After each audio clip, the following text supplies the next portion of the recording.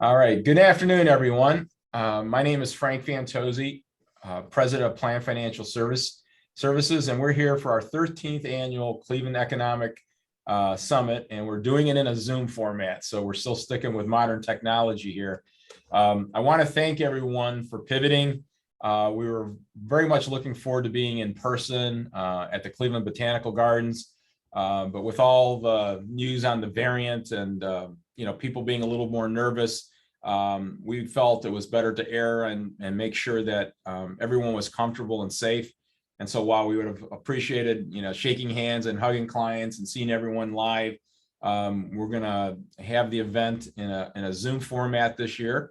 Hopefully it allows us to interact the same way. There will be a Q&A function that you'll see that I'll allow everyone to post questions that will be addressed by the speakers, and will allow us to address any of the questions today. And hopefully we'll have some fun. We appreciate everyone pivoting on this event, and hopefully next year we will be live, whether it's at the Botanical Gardens or someplace else that's fun in Cleveland. We'll make it an event worth attending again.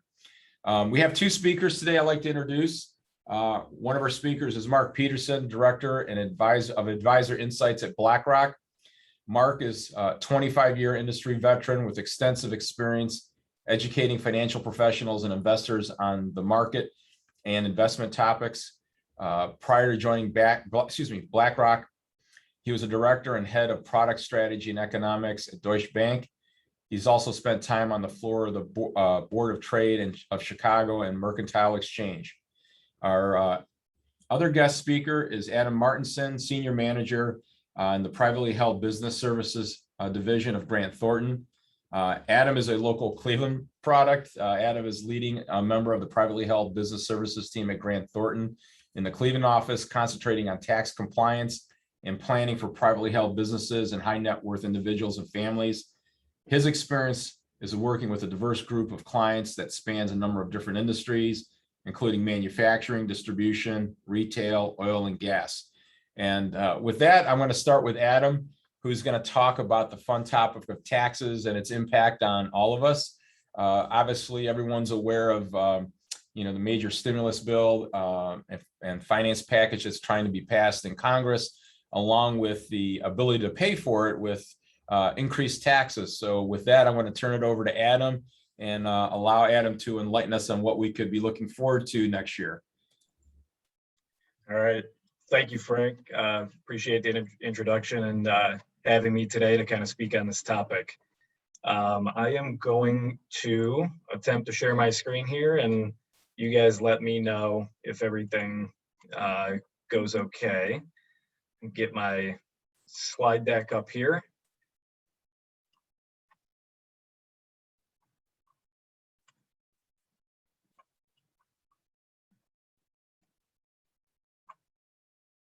All right, everybody good?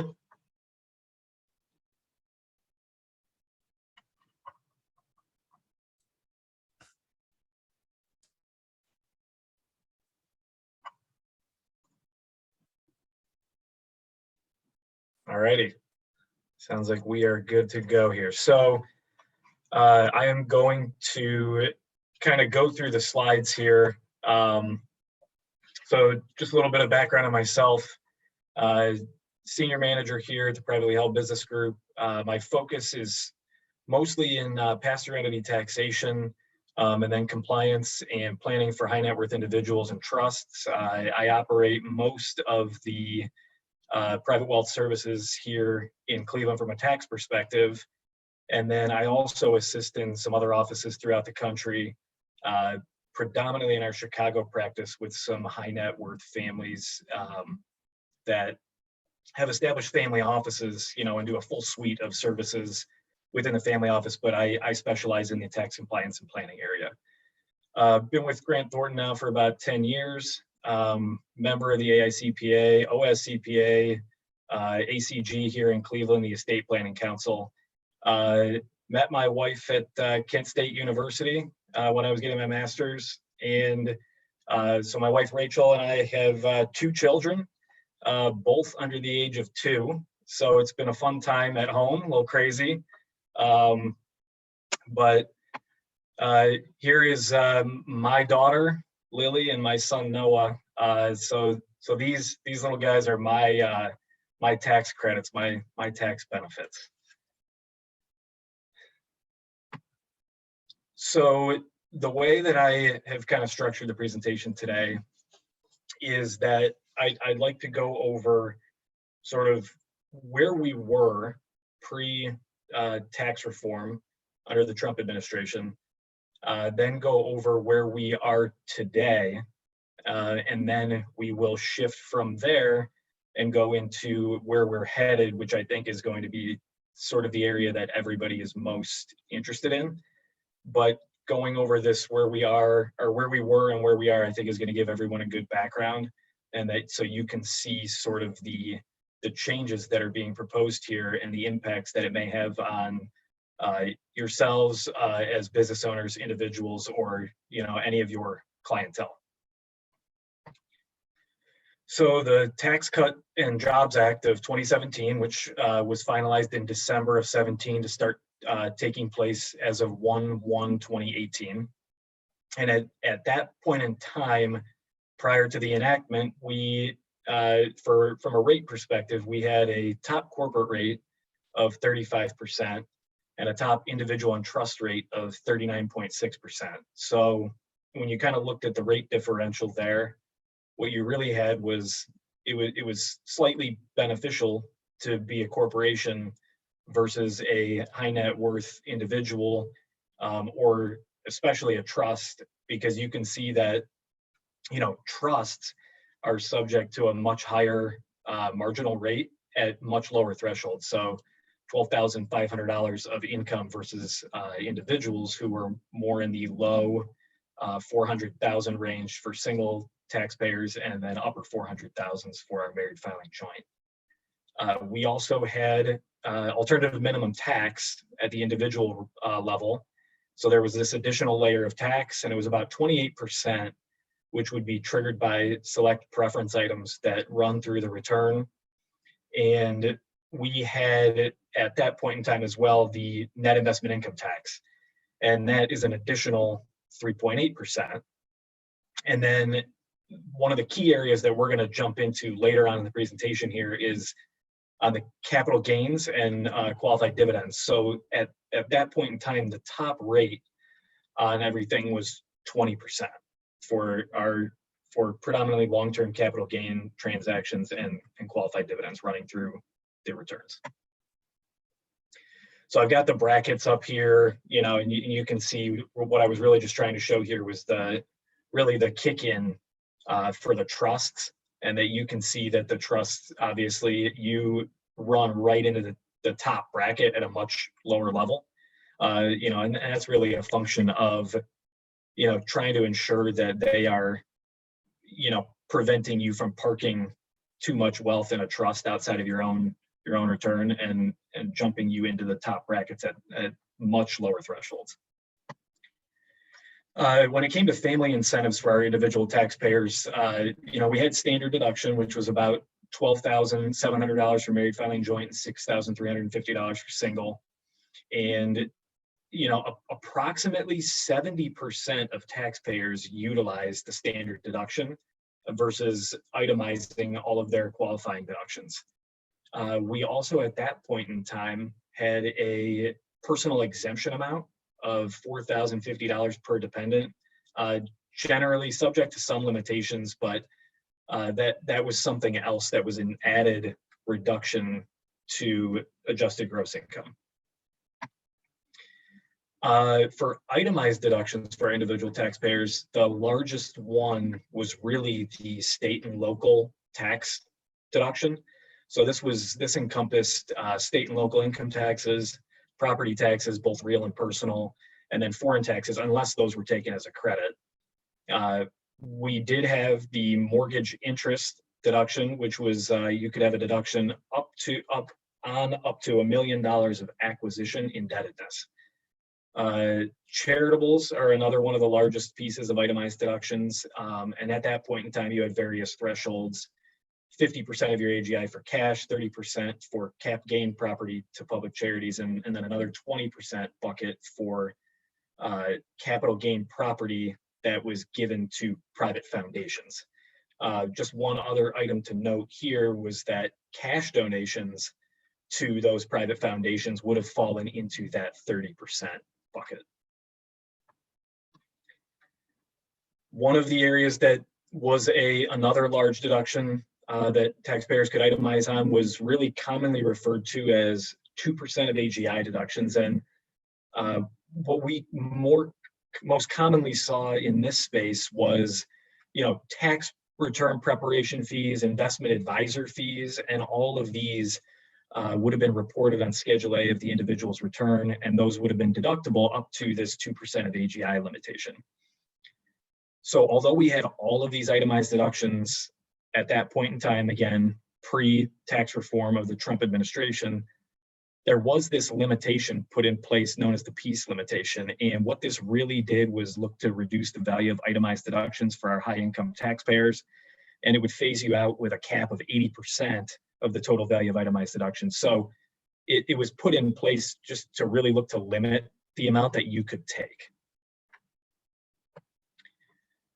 Some business activity considerations was, if you look at business losses, so assuming you had no basis limitations on a loss that you could take from a business that you were invested in, if you were an active material participant in that business, it was not subject to any annual limitation and it was fully deductible against your other income. Again, so long as you had basis in the investment to take that loss. Similarly, for passive activity losses, it was really, you could take the loss so long as you had passive income, but then also if you were to say, dispose of an entire activity, what you then had was a rule where you'd be allowed to take that entire loss in that period. And then again, just like an active business loss, you'd be able to offset that loss against other income sources. From an estate and gift tax perspective, the annual exclusion that year in 2017 was $14,000 per donee. And the lifetime exemption, which is going to be another area we focus on later, it was $5.6 million per person. Going into the 2018 tax year, it would have been indexed for inflation as time went on, and we had a top estate tax rate of 40%. Okay, so now what I'd like to do is kind of jump to where we are post enactment of the Tax Cuts and Jobs Act and the CARES Act. And so the CARES Act was really the Coronavirus Aid, Relief, and Economic Stimulus Act. And this kind of came online, right in the midst of the pandemic as things were rolling out, and the government was really pushing for relief for a lot of businesses, individuals, and so came out with some tweaks to various tax rules, and including some items that were enacted through tax reform under the Trump administration. So under TCJA, the top corporate rate, if you remember, was 35% pre, and then it declined all the way down to 21%. So a 14% haircut on that rate, whereas the top individual and trust rate decreased 2.6% from the 39.6 down to 37. But what did happen is that you can see here that the highest marginal rate kicked in at higher thresholds for not so much the trust area, but the individuals. Those were, like I said, they were low to upper 400s for single and married filing joint. And now here you can see they're just over 500,000 and then over 600,000. Individuals continue to be subject to AMT at the 28%, as well as the 3.8% net investment income tax. And then for the cap gains and qualified dividends, we saw no change from the top rate of 20% that was pre TCJA reform. And then one other item to note on this slide quickly is that in addition to the corporate rate dropping from 35 to 21%, we also saw AMT at the corporate level was repealed. Just an image here of the individual and trust brackets at this point in time. And then as we circle back, these are going to kind of be comparable to the previous slides. So standard deduction effectively doubled, which you can see that about 85 to 90% of taxpayers is sort of the estimate here that now utilize the standard deduction versus itemizing.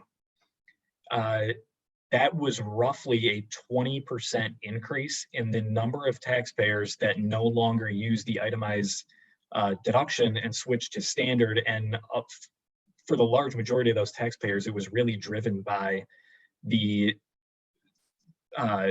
cap of the state and local tax deduction, which we'll get into here next. And then those personal exemptions that you got about $4,000 per individual on the return, those were repealed in TCJA. So as we look over here now, you've got the state and local tax deduction, which I said was capped at $10,000, and that's inclusive not only of the state and local taxes that are being paid, but property taxes as well. And so many high net worth taxpayers cap out at the $10,000 strictly on property tax. And then so states started to look to implement strategies to create deductions for these taxes at the pass-through entity level. So what this would allow is for businesses to claim these entity level deductions for state and local tax paid under state laws, and then they would shift the tax burden away from individuals who are capped at the 10,000 and then put it through the business entity itself. And in effect, that cap would have been lifted by having deductions lying at the business level rather than at the individual level. This is costless to the states because they will collect the same amount of tax on these business earnings, but where it helped individuals is really on the federal side. And we'll touch on this again as we get further on into the presentation.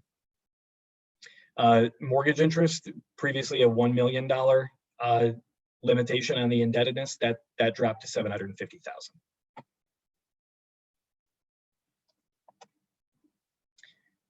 Charitable deductions jumped up to a 60% of AGI limit for cash donations. And then the CARES Act really was pushing for promoting high net worth individuals to donate cash to charities, especially during the pandemic at its peak.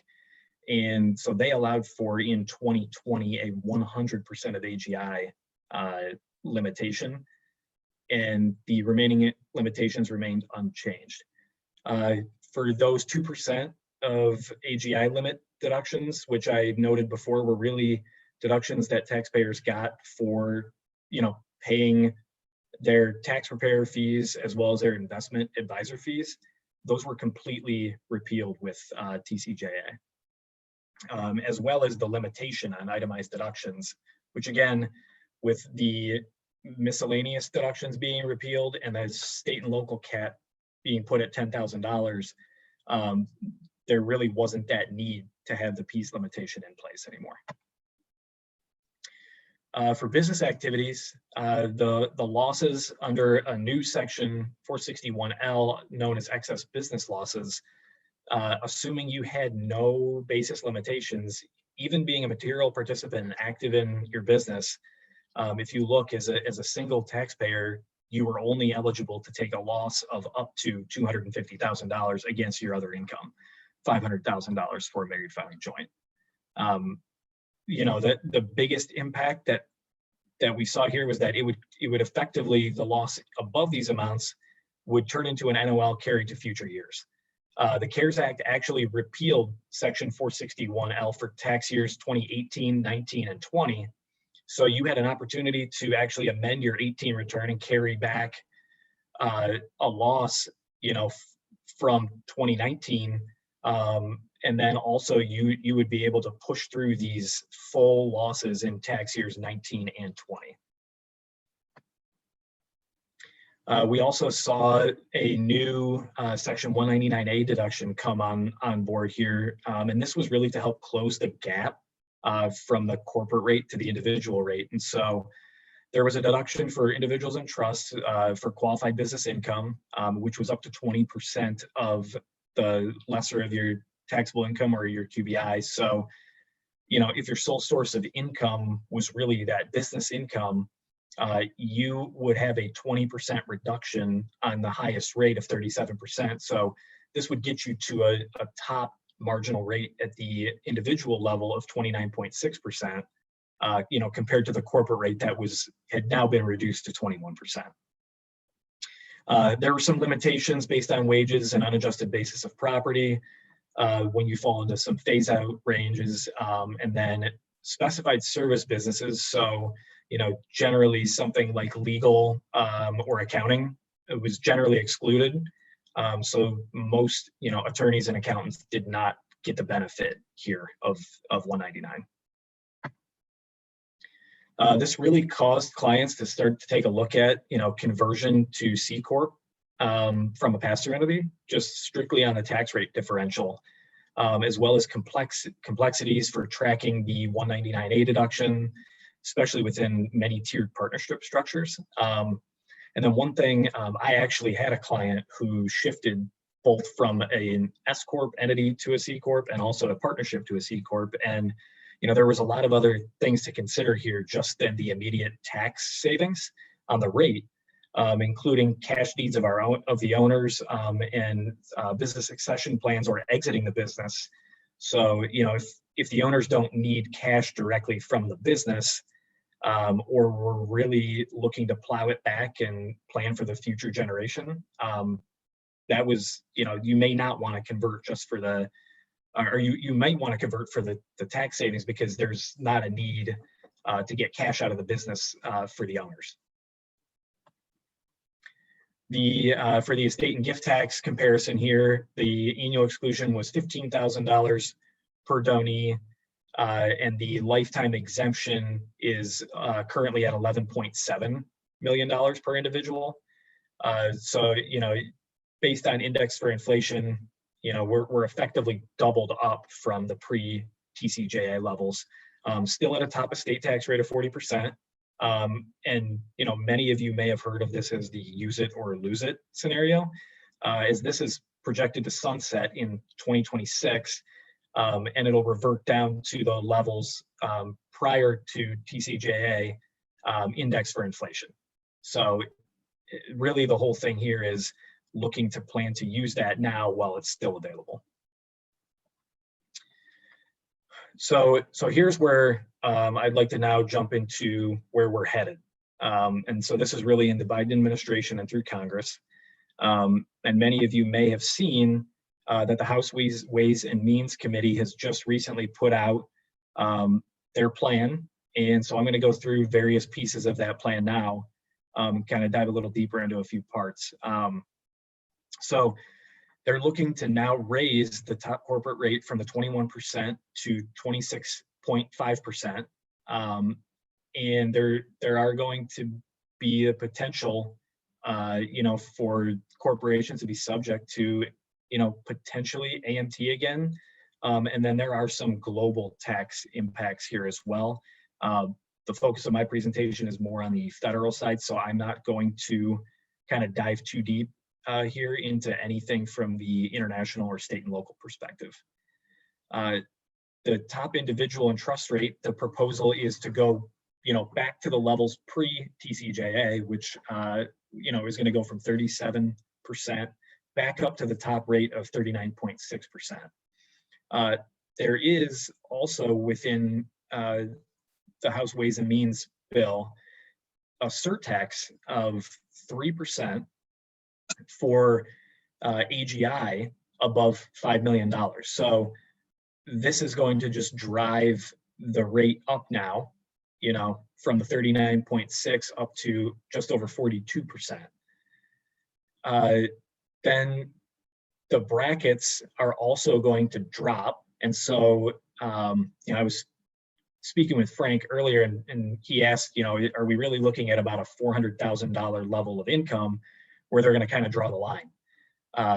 And so this is where they're looking to draw the line, is at the 400,000 for the highest rate. And so not only are we seeing the rate increase and an addition of a surtax, but also the bracket dropping down to the $400,000 level. So there's effectively this hidden tax built in as more income of high net worth individuals is going to fall into the top tier of the brackets.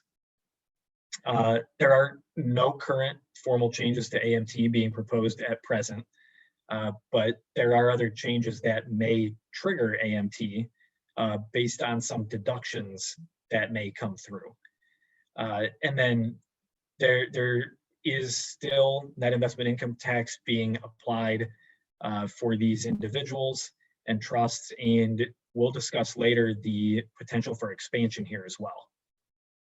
So when you look at this picture, what we really have is, with the net investment income tax included with the highest rate and the surtax coming into play for those individuals who fall into those categories from an income threshold, we could be looking at the true top potential rate of 46.4%. So if you think about the fact that some individuals in the previous scenario that I discussed, being at a 29.6% top rate, with being able to take the 199A deduction against their business income, some of those individuals, based on the rules that may happen at 199A that we'll touch on shortly here, is they could be looking at, a 17% rate increase on their income. Another key area is the capital gains and dividends rate. And so the current administration has really focused in on this and looking to target this pretty heavily. The issue, though, is that in the reconciliation bill and the House Ways and Means, as this continues on through legislation, that there's only, they will need to really get by with some slim margin here due to the divide between both moderate and progressive Democrats in Congress. And there's absolutely no Republican support expected. So there is going to need to be unanimous support by almost the entire Democratic Party to push this through both houses of Congress. President Biden and the progressive Democrats in Congress were proposing to tax the capital gains of taxpayers all the way up to the top ordinary rate of 39.6%, to the extent that their AGI exceeded $1 million, and then tack on the 3.8% of that investment income tax. The House bill that came out about a week or so ago, 2 weeks, is really now proposing a 25% tax on capital gains and qualified dividends. So we're not talking, as big of a jump as we saw before, or the proposed jump, but we are looking at an increase of about 5%. And then this would also be subject to the 3% surtax. So AGI above a $5 million threshold. You can see here that now your qualified and capped dividends, or qualified dividends and cap gains, could be subject to a top rate of 31.8%. There are continued rumblings of a rate increase of just 4.2%. So, not the full 5%. And this would result in total cap gains tax of 28% once you include the net investment income tax. But again, as these continue to work their way through negotiations in the legislative process, some of these amounts may be subject to change. Many taxpayers were concerned about effective date considerations. It was noted that once there would be passage of a bill, that the date of announcement provision was really designed to prevent taxpayers from engaging in transactions prior to a potential rate increase. And then the effective date of announcement, really with the House Ways and Means Committee, has been set now at September 13th of 2021. So that would be all transactions prior to that date would be subject to the 20% rate, and then transactions post that date would be subject to the 25% rate. Many taxpayers were concerned that the date of announcement had already passed, and that if it was tied to the American Families Plan Act, that would have been all the way back to April 28th. So anything since then would be subject to the 25% rate. Or if it was tied to the Green Book proposal through the Treasury, that would have been tied to a May 28th date for transactions to then be subject to the higher rate. It's highly unlikely that anything would revert back that far. So we believe that September 13th is kind of the line that's been drawn in the sand. There will be a grandfathering rule for any transactions that were pursuant to a written binding contract in place prior to the date of announcement. That is not modified in any material respect. Statutory language here does not define what a written binding contract is, but it has been used before, and it was used in the bonus depreciation regulations, and it referred to contracts that were enforceable under state law. Standard deduction, when we tap back in here to the deductions on the standard and itemized, there would be a potential for less usage if the SALT cap is removed. That is an area that has not completely been raised in the House Ways and Means Committee bill, but it could come about through negotiations. Also, bunching of charitable contributions is starting to become a more prevalent way of using a rotational itemizing of your deductions. And you can see, you'd be able to see that if you did the math, bunching those contributions up to one period instead of spreading them over a period of time, bunching them, itemizing in year one, and then using standard in years 2 and 3, it actually benefits the taxpayer. For the personal exemptions, there is no changes or provisions currently proposed. Democrats are really seeking relief from the current cap on the SALT deduction. This, full repeal here would be very costly. So there may be compromises in terms of a temporary repeal or an increase to the cap. And this type of relief, as I discussed the pass-through entity strategy earlier, that may be something that is not needed as much. No real changes to charitables or the miscellaneous 2% deductions. There's a potential for the piece limitation to come back, but that would really only be, I think, if the SALT deduction came back. And then higher itemized deductions, generally drive taxpayers into AMT.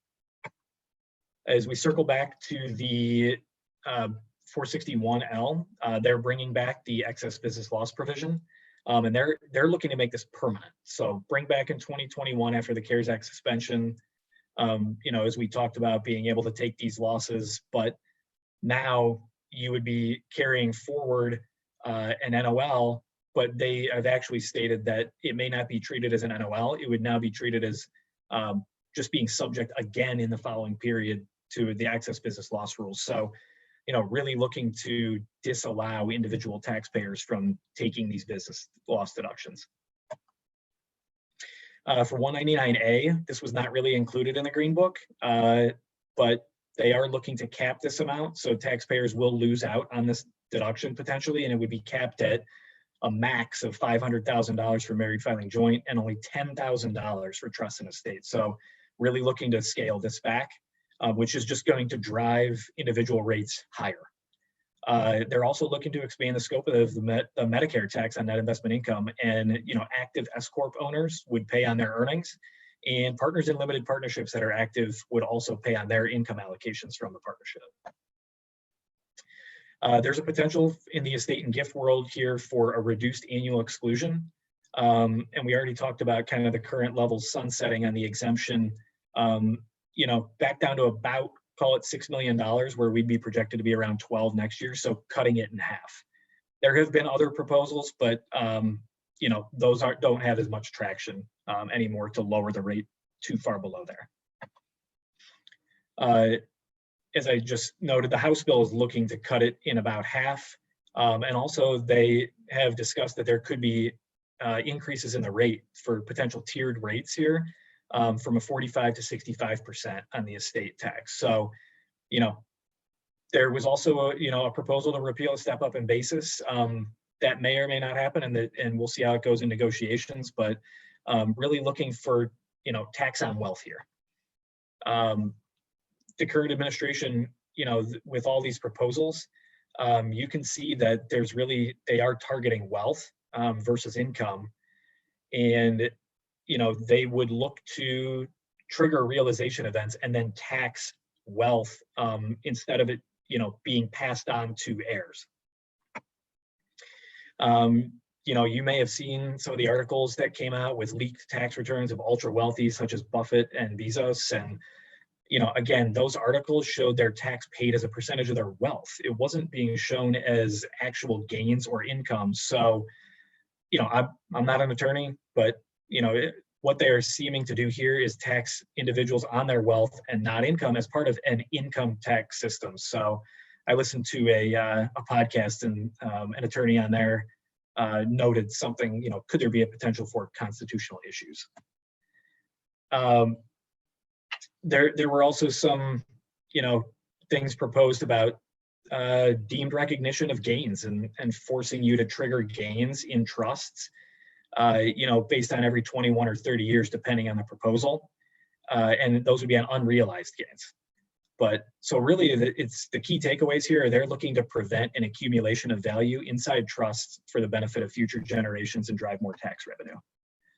Also, Grantor Trusts are a hot topic here, and they are really looking to target in on this. And a Grantor Trust would have been deemed the owner for income tax purposes for the taxpayer, and now looking to pull that back into the taxpayer's estate, along with sales that are typically set up between Grantor Trust and the owners. And these sales would not be recognized. They're currently not recognized for income tax purposes, but they would look to force those into being taxed. These have been an effective means for transferring wealth. And if assets were sold in low interest rate periods, the assets sold, if they were appreciating higher than the interest rate, that would all fall outside of the taxpayer's estate tax-free. One common area right now that I'm seeing a lot of is the spousal lifetime access trust, a popular form of a grantor trust, and this would fall under these newly proposed rules. Fortunately, it's anticipated that any trust established before the date of enactment would be grandfathered and not subject to these proposals. But keep in mind that if you contributed new contributions into existing trusts, that would cause at least a portion of the trust to be subject to these rules. And the expectation is that the proposed rules would go into effect upon date of enactment. Some other provisions that I just want to hit really quickly here is they're looking to remove valuation discounts for transfers of non-business assets commonly afforded to these types of transfers.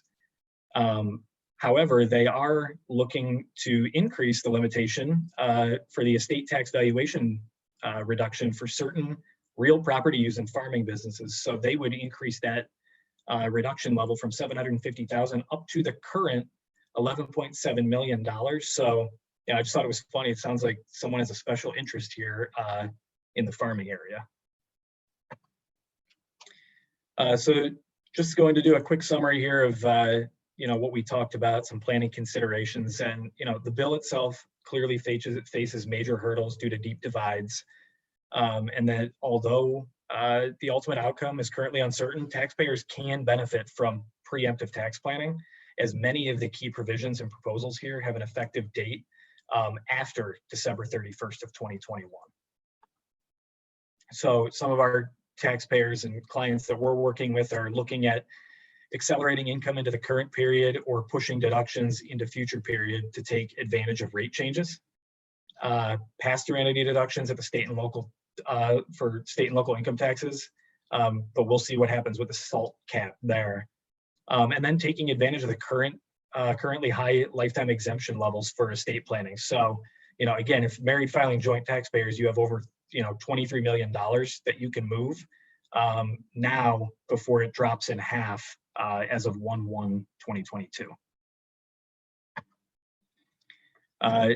Note that However, that planning techniques for passing down wealth under this high lifetime exemption level, such as grantor trusts and the like, this may be subject to proposals based on date of enactment. So the earlier that the effective date happens prior to the end of the year, just is even more important to act now regarding this type of planning, so that you can squeeze in the planning prior to the increase in, or to the decrease in the level of the current exemption amount for lifetime estate and gift.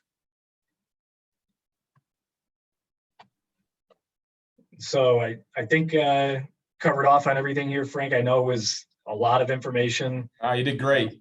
Kind of circled through everything pretty quickly, but I'm open for questions if anyone has any now, and I've also put up my contact information here on the slide in case anyone would like to reach out post today's presentation.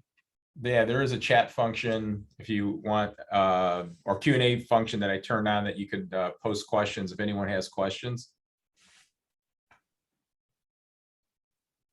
I'm sure it was crystal clear. That's why we're not getting any questions.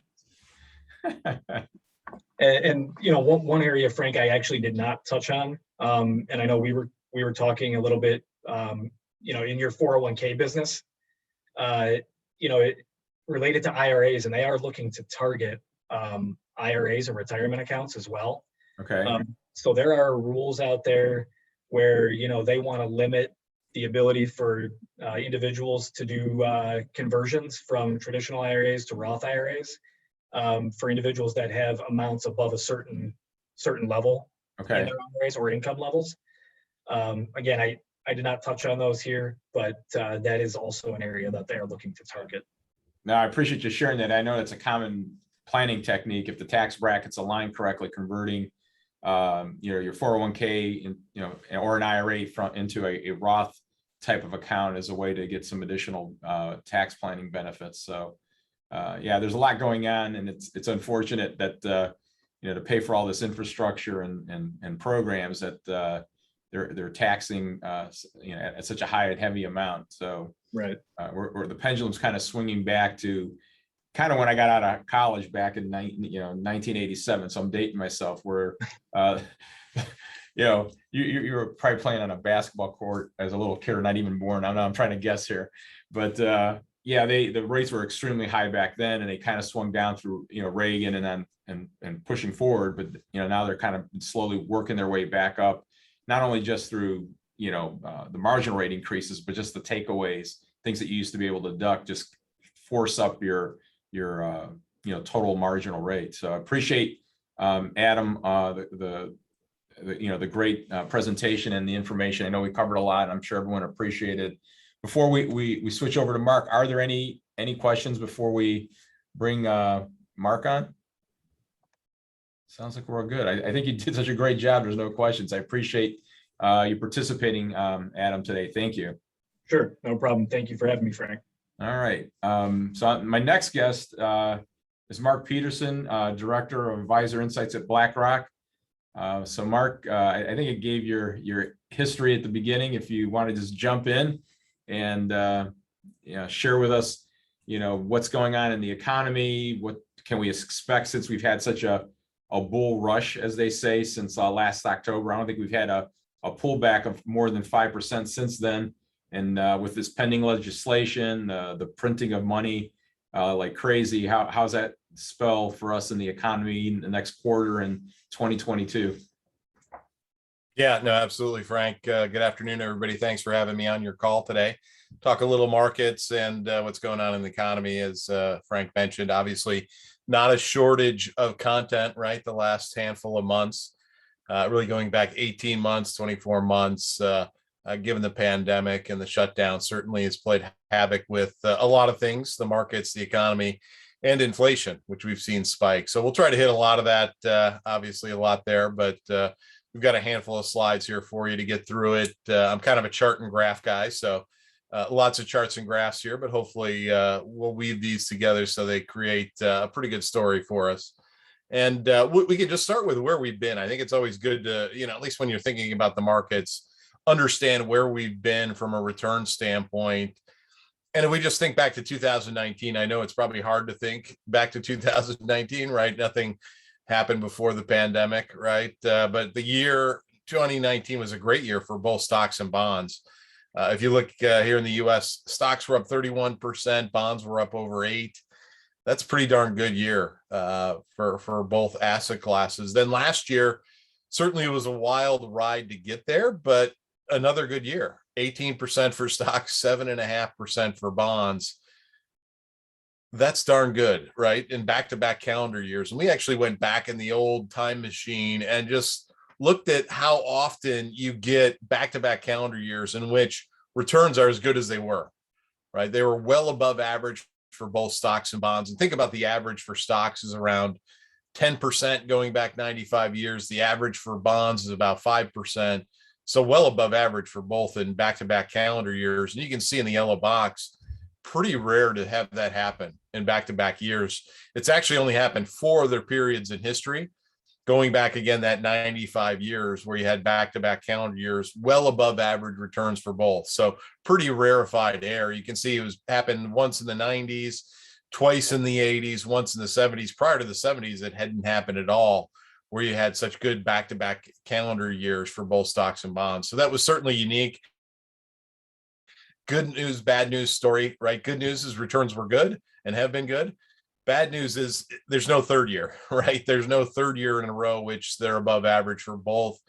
And we knew something had to give this year. And that has been on the bond side, right? We knew bonds probably weren't going to return 8 and 7% again, right? Just given the fact that base interest rates are around 1.5% today, not realistic that you're going to continue to see bond returns well above average for 2021. And that's what we've seen. We've seen bonds slightly lose value this year, down about 1.6%. That's about where we're at actually through as of last night. Stocks still up over 15. They're probably closer to 17, 18% through the end of last night. So another good year for stocks. But again, I think it's good to have that perspective, right? Just remember where we've been here recently from a return standpoint. Good news, bad news story. We knew something had to give. Unfortunately, it was on the bond side. And on the bond side, you just put it in perspective. This is the 5th worst start to a year for bonds historically. So you think about bonds in general, right? They provide that safety, that stability. Only being down 1.6%, it's not too shabby, right? Certainly doesn't feel great, but you think about it from a historical perspective. And it really speaks to the job and role that bonds play in a portfolio, right? They do provide that safety and stability.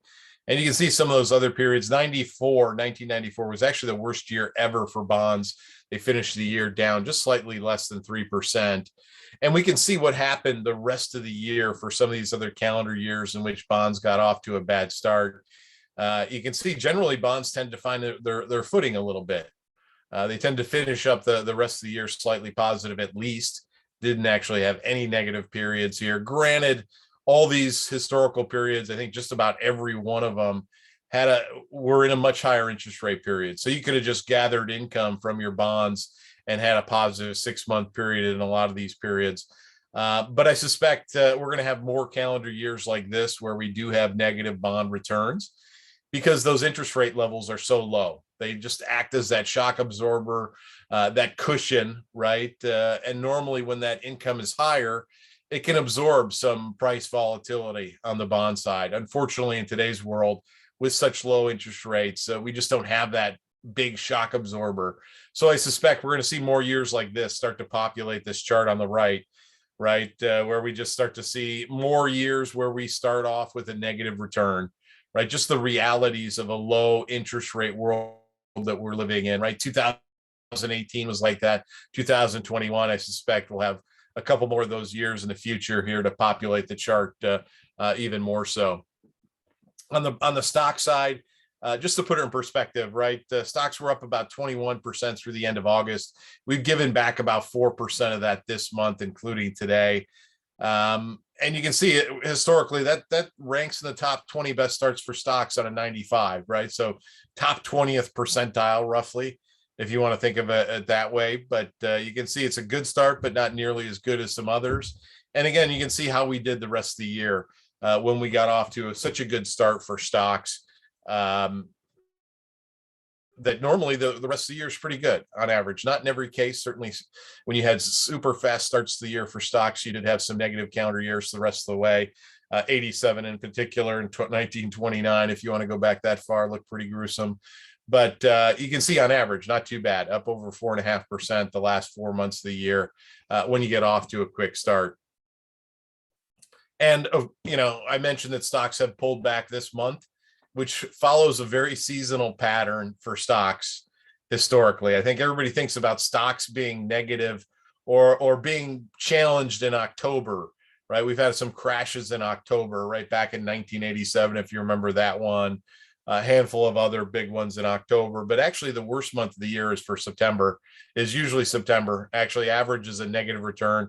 It's not failing us. It's actually negative this year. I said we're down about 3 to 4% this month in September. That actually snaps a 7-month winning streak for stocks, where the last month we actually had losses was back in January. But it was interesting to see the seasonal pattern hold up here, as we thought it might, given the fact that we had a nice run in stocks over the last 7 months. One of the big stories we're talking a lot about here at BlackRock, and probably the biggest thing I hear from the folks on the investment side of things, is there's a lot of cash in the sidelines, right? Just think about the fact that we haven't spent money like we normally would last year, haven't traveled, right? Certainly a lot of government stimulus in the equation, and there's a lot of cash on the sidelines. It's just stunning how much cash is on the sidelines, earning little to nothing, right, in today's world. And you can see the history of money market assets on the left. That is cash on the sidelines, right? Those money market accounts, very liquid, very easy to move around, right? But again, they're paying nothing in today's world. You can see we hit 4.8 trillion, which was a new record in these assets back in May of last year. It hasn't come down much, still sitting over 4.5 trillion, almost closer to 4.6 at this point. And you can see where that ranks historically, right? You can see 3.8 trillion back in January of 2009. That was right at the bottom of the global financial crisis, right? Remember back, right when the global financial market seems so treacherous. Cash on the sideline peaked at 3.8 trillion in January. I think the actual bottom was about a week into February of that year. But you can see these peaks in money market assets, cash on the sideline accounts, always happen around economic turmoil, right? And market instability. Happened in January of 2003, hit 2.3 trillion in money market assets. That was after the market had been down 3 years in a row. Believe it or not, the stock market can go down 3 years in a row. It was down in 2000, 2001, 2002, post-tech bubble, post-9/11 recession, right? Certainly a difficult period. So we wanted to just look back and see what happened to stock prices following these two other previous peaks, because it's a natural idea that you would get dollars coming back into the stock market out of these cash on the sideline accounts. And that seems to be what happened here, right? You can see that stock returns 3 years after 2003 in January and January of 2009. You can see what stock returns on the right returned, and this is on an average annual basis. So this is a per year return for 3 years. You can see stocks were up over 16% per year the next 3 years following 2003. Stocks were up over 19% per year over 3 years following 2009. And remember, stocks average about 10% per year over the last 95 years. So significantly higher returns when we see a lot of cash in the sidelines. Now, I should call out the distinction that today's world, even though there's a lot of cash on the sidelines, stocks aren't cheap. Stocks were cheap back in 2009, right? In 2003, after they had lost money 3 years in a row. So from a valuation standpoint, completely different environment today than these two other previous peaks in cash on the sidelines. So I think that's going to it's going to be a little bit of a tug of war here between high valuations on stocks and the fact that we've got a lot of cash on the sidelines that's earning little to nothing, that folks will start to look for other areas to put to work and gain some return, gain some income with. Certainly the stock market's one of those places. So I think it'll be interesting to watch that tug of war here. Certainly, I think you can make the case that all this cash on the sidelines, though, is a very positive backdrop for stocks, right, in the near term, right? Just a lot of money needs to be put to work. It finds its way back into the market and can be very supportive of prices in the near term. Switching gears to bonds and fixed income, I think it's important to understand where we've been on the bond side. And this is always one of my favorites that looks at interest rates in the red line and then bond returns by decade going back to the 1920s. And you can see it shows a nice relationship. Wherever interest rates start the decade is generally where bond returns finish. And that's true of any 10-year period. It's just easier to see by decade. And you can see that in the 90s, the 2000s, wherever that red line started the decade, that's where you finished up 10 years later from a bond return standpoint. And that's the unique thing about bonds is they tend to be very predictive, right? We generally know what the returns are going to look like based on where interest rates start. And unfortunately today, of course, interest rates are historically low. We're at about 1.5% on fixed income, right around where we were at the end of June today. And the challenge here is that we haven't seen these low levels of rates since post World War II, post Great Depression era. You can see we were down closer. We were sub 2% returns for bonds for the decade of the 1940s, the decade of the 1950s. So it was more than a couple years, right? It was a long period of below average returns for bonds. Remember, bonds return about 5% per year, historically going back 95 years.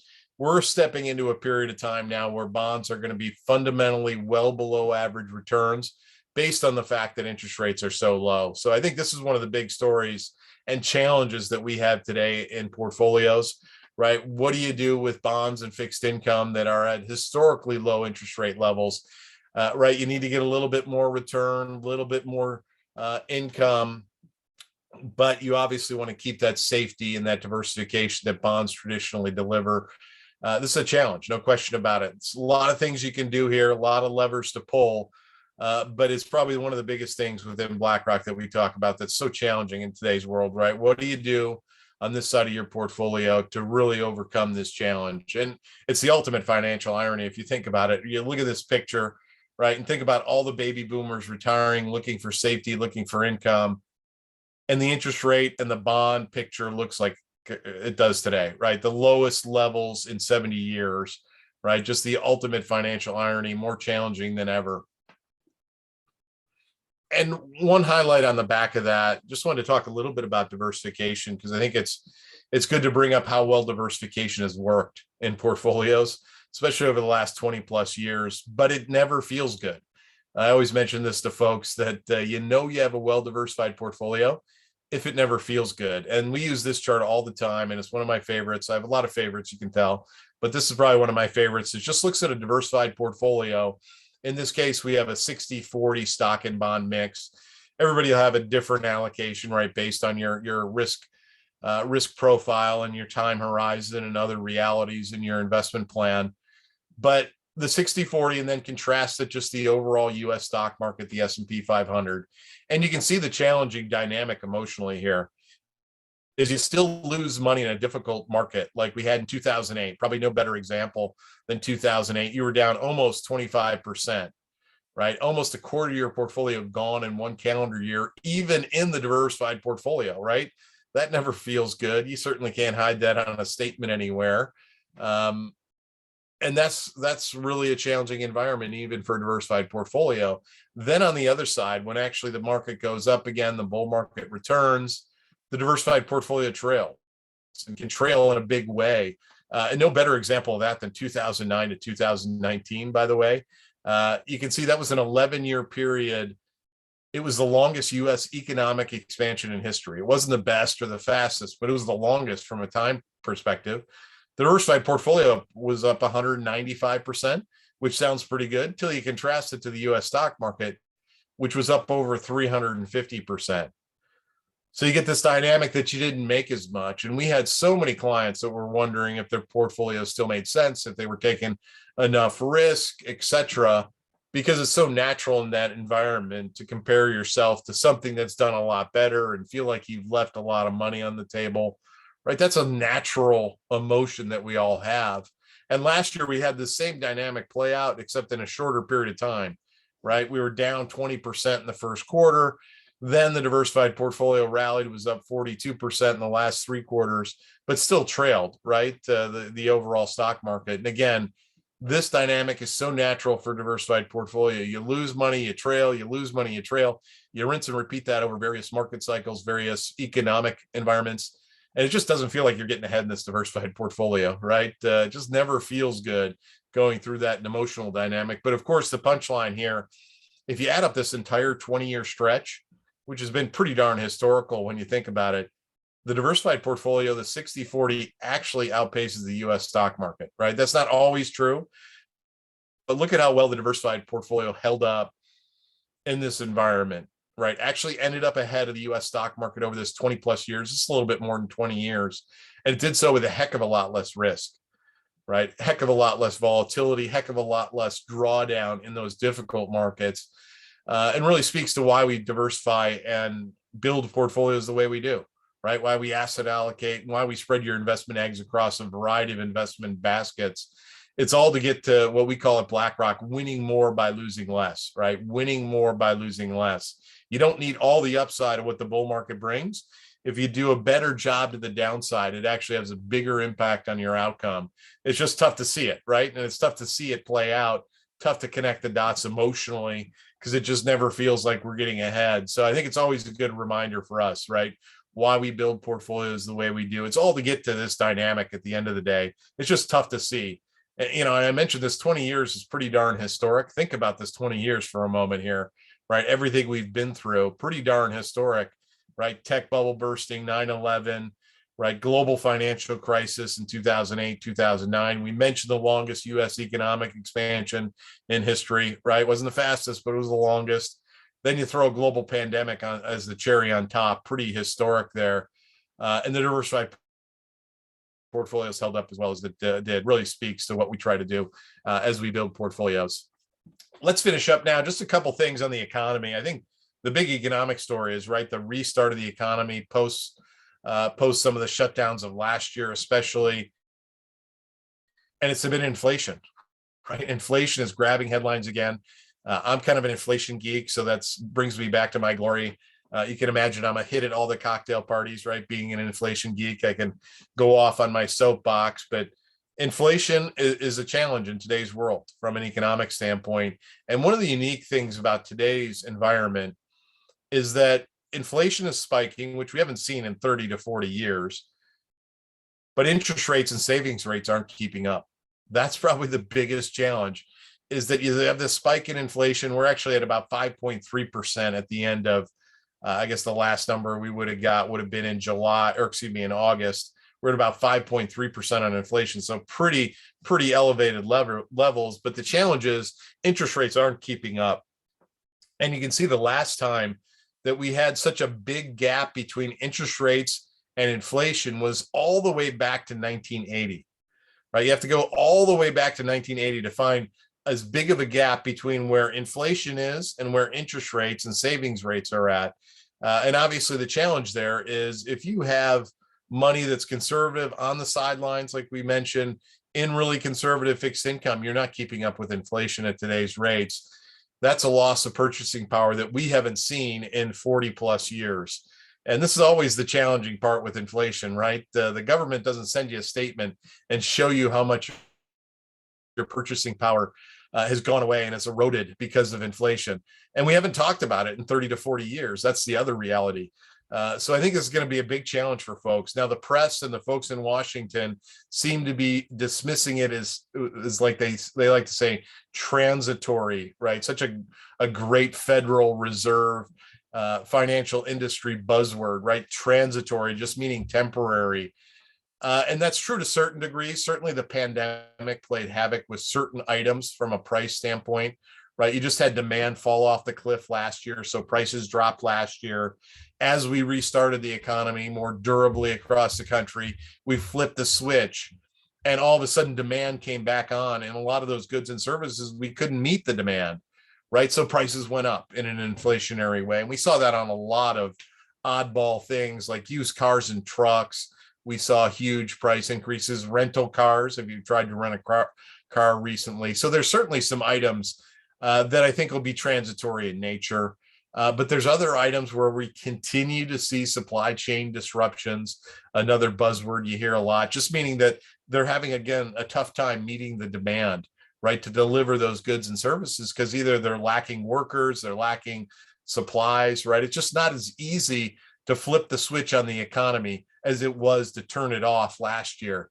And that's resulted in a lot of inflation. And we think this inflation is going to stay at an elevated level. The biggest challenge, I think, for investors is that, again, interest rates and savings rates aren't keeping up. If you know friends or family who don't have an investment plan, who have cash on the sidelines, they're losing out more than they have in 40 plus years. You really need to help them out. Make sure that they work with an advisor, right? Make sure they work with the team here, because they are losing purchasing power by the day. 5% inflation, right, is something we haven't had to deal with in quite some time. So again, the government doesn't send you the bill for inflation. It just slowly erodes that purchasing power at every level of our economy. You really need to be aware of that. And one area where we've seen a ton of inflation, and the numbers are just stunning when you look at them, is in the housing market. If you've noticed the housing market, and we actually had an update to this number this week, housing prices were up almost 20% on average from last year at this time. So just 1 year change is almost 20% on average across the country. That doesn't even include some of the hotspots who are up a lot more than that. That's 20% increase in housing prices. That's an all-time record. Even during the housing bubble, the highest was 14.5% back in September of 2005. Pretty unprecedented and really inflationary. The challenge is housing prices don't show up in the inflation index. What they actually use, and this change was made in 1983, is they took out housing prices from the inflation index and they replaced it with rents. They actually ask you what you would rent your house for. And you can see rents are pretty muted, and rents tend to be tremendously stable over time. Not sure if we have any landlords on the call, but if you are a landlord, you know it's not easy to increase or lower rents. It's just not an easy mechanism to do that, right? Without a lot of disruption. So rents tend to be amazingly flat. And you can see that in the yellow line on the left side of this chart. But it has an enormous implication here, because housing prices aren't showing up in the inflation. We're having 5% inflation, and that doesn't even include the housing market. This rental number tends to lag, right? So we're going to see this rental number come up from this 2.3% as it starts to catch up with those housing prices, because we can all relate to the fact that the rent versus buying a home decision looks a lot worse for the buyer if housing prices are up 20 to 30% over an extended period of time. All of a sudden, the landlord has a lot more leverage to try to increase rents on that rental decision as housing prices become much more elevated. So if you look at this yellow line high, you see that historically, that rents tend to go up following periods of sustained housing price increases. And I think this is going to be an area where we're going to see an increase in inflation in the coming months, where we're going to see this rental piece, which is actually the biggest piece of the inflation index and the inflation calculation that there is. It makes up almost a quarter of the index. It's about 24% of the inflation calculation is this rent of your home. And it's going to be ticking up here. And it's going to be one of those items that's not as transitory, where we're going to see increased price pressure, keeping that inflation elevated. Maybe the number's not 5%, but again, even 3 or 4% inflation is going to feel painful, because we haven't been close to that historically. And again, interest rates and savings rates just aren't keeping up, right? Again, folks that don't have money put to work at this point in time are really losing out to what we're seeing from an inflationary standpoint. So I think that does it for me. I'm out of inflation charts in my soapbox there. But hopefully that was helpful. Think about where we started, right? It's been a good run for both stocks and bonds the last couple of years. We knew something had to give. It was most likely on the bond side, right? Just not going to keep elevated bond returns given interest rates historically so low. Certainly on the stock side, much more of a positive backdrop, right? All that cash on the sidelines historically has been good for stocks, but we're going to have to fight the fact that stocks have had a pretty good run here, right? Off their March lows. certainly at higher valuations than we saw during periods where there was a lot of cash on the sidelines. So that tug of war, certainly it'll be interesting to see how that plays out. On the bond side, that's the big challenge, right? Moving into a period where bond returns are going to be as low as they've been in the last 70 years, right? You have to go back to that 1940, 1950 era to see the last time bond returns are as low as they're going to be. And we're going to have to deal with that in portfolios, right? How do you build safety, stability into income portfolios and more conservative portfolios? Certainly a lot of levers to get that done, but it's going to be much more challenging than what we've had over the previous 30 to 40 years. And then finally, inflation, right? We're probably not ringing the bell on this enough. And again, maybe that's part of my inflation soapbox, but I just think there's an enormous gap between inflation and interest rates and savings rates. That creates a big hole for folks that don't have a sound financial investment plan to overcome that. The hurdle's just a lot higher to try to make sure you're not losing out to that erosion of purchasing power. So, and I think that inflation story is not going to be as transitory or temporary as the government and the press want to seem to make it. I think it's going to be around here for quite some bit, at least into next year, and maybe even further. So something to think about. Certainly, again, friends and family that don't have money to work, tell them the story. Make sure that they know that they're losing out every day to this inflation story that seems to be very quiet in the headlines. But I'll stop there, Frank. See if there's any thoughts or questions out there. I'd love to hear what's on everybody's mind. Yeah, thank you, Mark. Anyone with some questions? I know there's a lot going on in the economy right now, obviously with all the tax legislation as well. So I think everyone's a little nervous going into the fourth quarter to see how the markets respond to these big changes that Adam discussed earlier. Please feel free to pose a question on the Q&A board.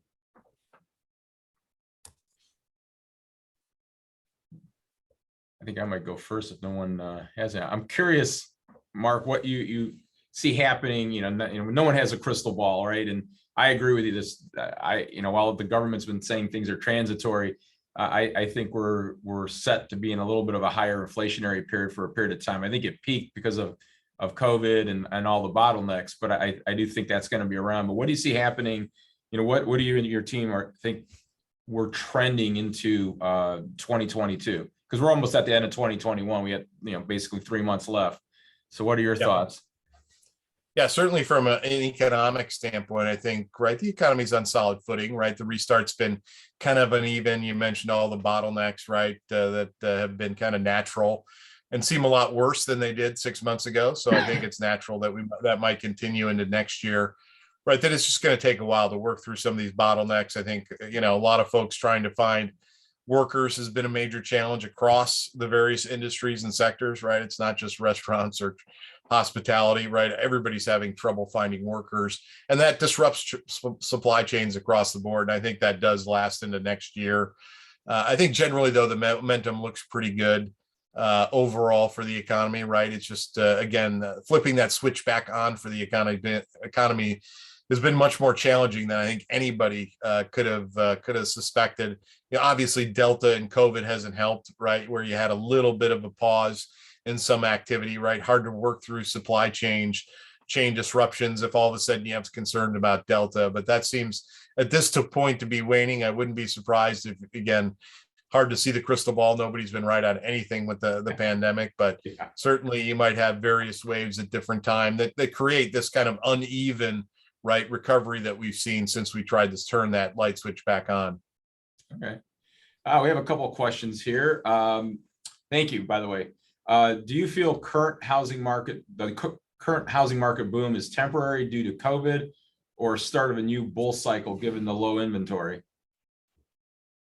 Yeah, all the above. I think it's a great question, right? Is post-global financial crisis, we wiped out a lot of home builders, right? So we've built half as many homes as we did prior to the global financial crisis over the last 10 years. So the inventory is really low. It's not just a California story or some of these other pockets right across the country. It is across the entire US, is that we just have low inventory of homes, right? We have low interest rates, right? And obviously COVID has probably spurred some demand where you've had some folks that might have been renting, right, that wanted to move into a bigger home, a bigger space, working from home, out of the cities, right? All of that, I think, has created a little bit of a perfect storm, right, for housing prices. But all those things we mentioned aren't really going away, right? I mean, Yeah. they're all kind of still with us, even this far into the cycle. Granted, housing prices can't go up forever, right? At some point, folks get sticker shock, right, on housing prices. And then again, that rental dynamic will start to look much more attractive.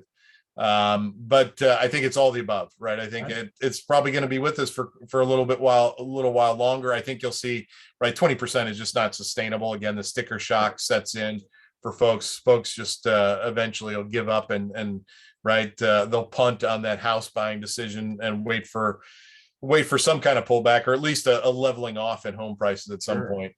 Well, I know we're seeing, just because of portfolios doing way above norm, as you pointed out with the returns, people are taking the cash, even though the prices are going up. People are taking the excess returns they're getting and taking that and using it to buy a retirement home or second home. So we definitely see that on our end.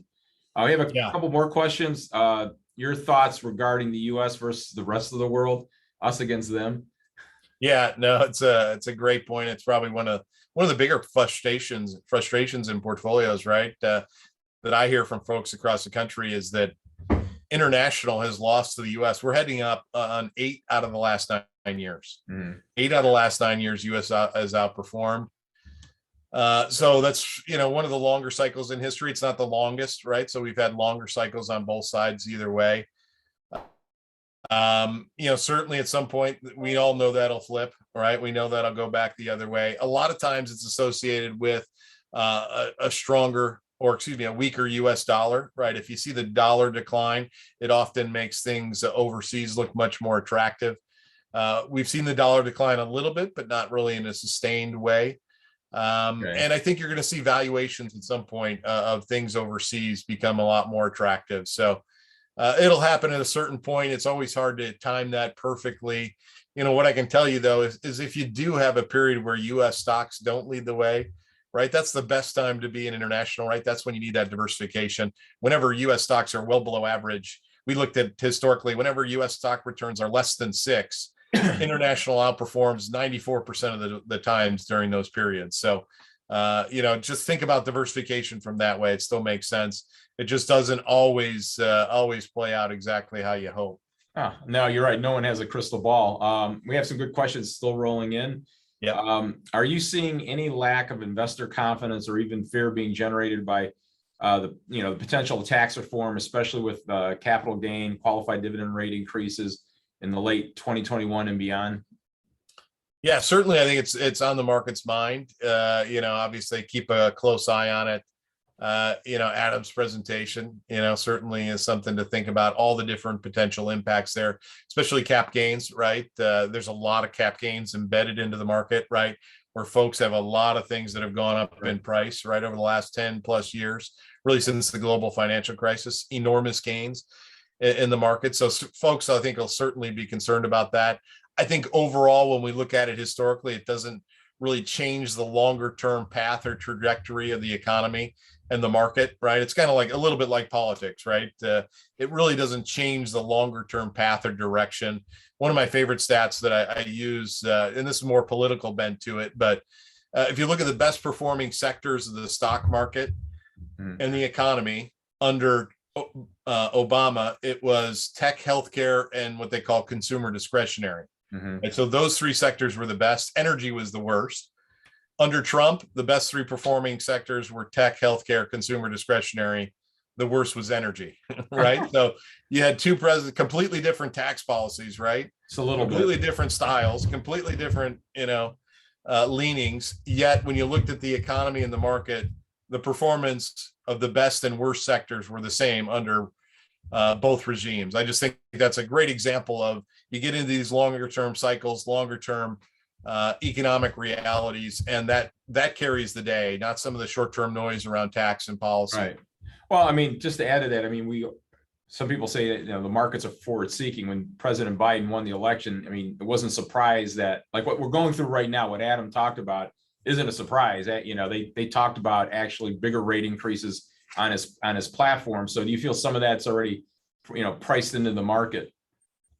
Yeah, no, I think absolutely right. And I think, and we all know the story, right? A capital gains tax rate, any kind of rate is something folks are going to try to avoid or at least put off, right? Right. Changing it a handful of percentages isn't probably going to dramatically change the avoidance culture that I think we already have, right? Okay. Where folks are just going to look to minimize it. Maybe you see some folks dialing up some avoidance strategies, right? Certainly, we've seen ETFs, exchange traded funds on the stock side, become much more popular because they tend to be a little bit more tax efficient, or a bit more tax efficient than traditional mutual funds. So you see some things around the edges there that certainly are transformative from an industry and market standpoint.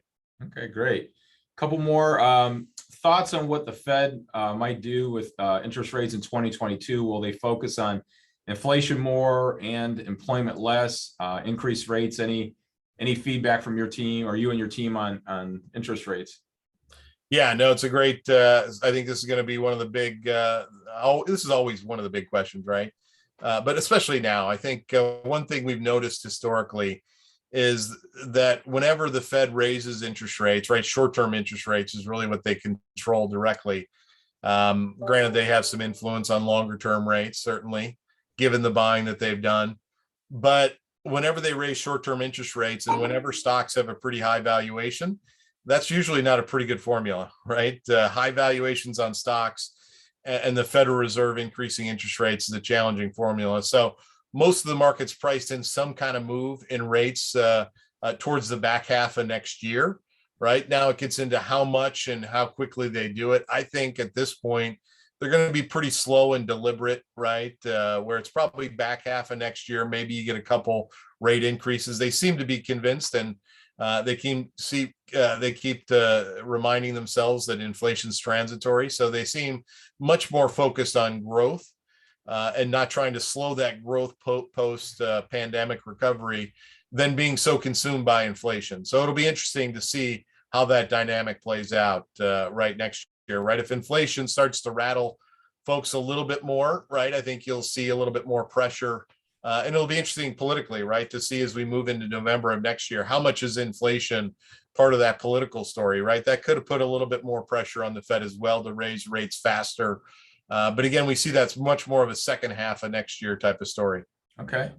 I think come up in our last question, if any others don't pop up in between, are decreases in stock prices like today representing a buying opportunity, or is there a larger sell-off coming so people should maybe sit tight a little bit? So what are your thoughts again, with the recent market volatility? Because as I think we talked about earlier, the last time we've had more than a 5% pullback was back of October last year, which is really long. In a typical year, you get 4 or 5 of those, and this year up until now, where the market's been moving, it's been kind of easy. Yeah, no, I will say with absolute certainty, we will definitely have a bigger pullback. Okay. Right. The question is when, right? My crystal ball isn't that clear, right? I know for sure we're going to get a big pullback at some point. It's just a matter of when it does come. I think it makes some sense, right? If you have cash on the sidelines, certainly buy on the dip and start putting money to work. Again, inflation at 5% is a little different ball game. So right. I feel better about putting money to work, trying to get some exposure to the markets or other parts of the markets as well, especially if you can pick up some income. I think that makes some sense, right? I always think picking up income in a higher inflationary world makes sense, right? You can use that income to buy into the market if you'd like at some different levels. But yeah, I think, this is one of the realities of cash on the sidelines, right? When you have a lot of cash on the sidelines, it tends to buy some of these dips, right? And tends to be very supportive of prices in the near term. Yeah, and to your point earlier, I mean, most investors aren't fully invested in bonds or fully invested in stocks. They have some type of blend approach, and the challenge and where it's been hidden, what we're seeing is that the overperformance of stocks is kind of hidden the underperformance of the bonds, and so you have this leveling of risk increasing inside these portfolios. And the challenge is, without stocks performing at that level in ultra low interest rate environment, you can't hit the targeted historical returns if interest rates don't start to improve. Yeah, so, no, absolutely. Any last questions before we wrap up? I mean, it's been a very lively discussion so far, but I do want to give an opportunity for any other questions before I thank Mark and Adam. Any last questions for Adam? I mean, maybe some tax questions popped up while we're going through all this too. So they're both available. So, have at it. You can throw darts up here. All right. It looks like the questions have stopped. So with that, I do want to thank Mark and Adam for making time. They're busy guys, and appreciated them adding value to our relationships that people who have attended our conference. So I do want to give a shout out to Mark and Adam. Thank you very much for being here and being part of our group and trying to help people stay informed and on top of things. I also do want to thank our team, especially Michelle Vallada, who usually is usually all the time in charge of our conferences, and having to pull the trigger and doing the pivot wasn't easy, and she did a great job in pulling that off. And shout outs to the rest of our team: Verona Kalinsky, Joan Barecki, Elena Maloney, Joe Rogers, Amy Valentine, Cynthia Yang, and myself. It's an honor serving everyone and helping anyone. If you guys have any questions at any time, feel free to reach out to us. We're here to help. We also have a second opinion service. If you know of anyone who has questions about their portfolio, or really just wealth management and thoughts about, are they checking all the right boxes? We're glad to make time and help a friend of a friend. And next year, we really do hope we can see everyone in person. I do miss seeing everyone in person and shaking hands and hugging and talking and having a drink and sharing some food. While it's convenient to be in the office and on a screen, nothing takes the place of being with people in person. So let's cross our fingers. Things will get a little easier. I know, doing a little history, the Spanish flu back in the 1900s, that ran about a 2-year cycle.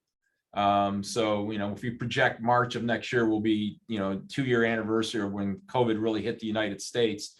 So hopefully we're going to be heading in the right direction, and we're going to learn more, be better for it, and healthier and safer. I know most people have known someone that unfortunately has lost their life to COVID or had a tough time. So we're hoping that all starts to go by the wayside as we get healthier as a nation together. So with that, I want to thank everyone for attending. And again, any questions, feel free to reach out to any of us, and we'll see you all next year. Thank you. Thanks, everybody. Thank you. Thanks, Frank. Thank you.